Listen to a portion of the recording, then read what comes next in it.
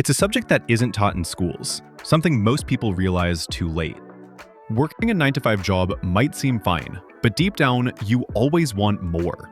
More money, more freedom, more flexibility. Eventually, you decide it's time to take action. Are you working for money, or is your money working for you? The income you earn falls into two main categories: active income and passive income. Most people don't fully understand the difference between the two. Passive income is the money you earn from something you built or invested in previously, without having to actively work for it. In other words, it's making money while you sleep.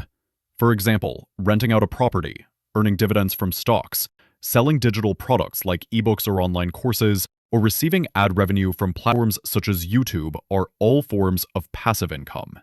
It may require time or capital up front, but later it frees you from constant labor.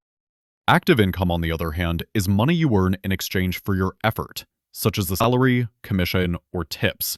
If you have to wake up and go to work every morning, you're earning active income. An office worker, teacher, doctor, hairdresser, or freelancer typically earns active income. But once you stop working, the income stops too. While all income types are important, passive income always stands out when it comes to achieving financial freedom.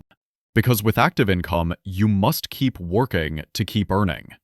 True freedom begins when your money starts working for you.